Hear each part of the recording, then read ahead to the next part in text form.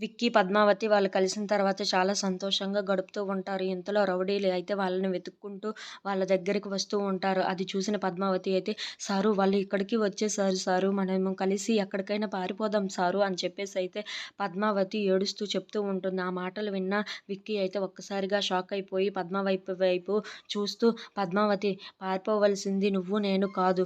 నువ్వు మాత్రమే పారిపో. నువ్వు మాత్రమే పారిపోతేనే నీ ప్రాణాలను దక్కించుకోగలను నేను" అని చెప్పేసైతే అంటూ ఉంటాడు. ఆ మాటలకి అక్కడ ఉన్న పద్మావతి అయితే ఒక్కసారిగా షాక్ అయిపోతుంది.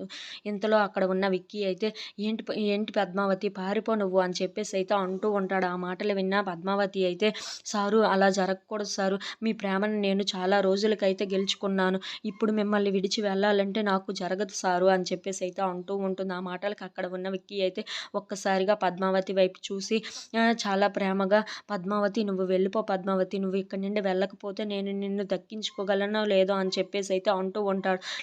లేదు సారు, నేను ఎలాగైనా వెళ్ళను. మిమ్మల్ని ఇక్కడి నుండి తీసుకొనే వెళ్తానని చెప్పేసైతే అంటూ ఉంటుంది. ఆ మాటలకి అక్కడ ఉన్న విక్కీ అయితే, "పద్మావతి, నువ్వు ఇక్కడి నుండి వెళ్ళకపోతే నా మీద ఒట్టే. నువ్వు ఇక్కడి నుండి వెళ్ళు" అని చెప్పేసైతే అంటూ ఉంటాడు. ఆ మాటలకి పద్మావతికైతే ఏం మాట్లాడాలో తెలియక అలా నించొని ఉండిపోతుంది. ఇంతలో, "సారు, మిమ్మల్ని ఇప్పటిదాకా మీ ప్రేమను పొందలేకపోయాను. ఇప్పుడు మీ ప్రేమను పొందుతున్నానంటే మీరు ఎందుకు ఇలా చేస్తున్నారు సారు? మిమ్మల్ని విడిచి నేను ఎలా ఉండగలను" అని చెప్పేసైతే చాలా బాధపడుతూ ఉంటుంది. పద్మావతి, "నేను నీతోనే ఉంటాను. నీ ప్రేమతోనే ఉంటానని" చెప్పేసైతే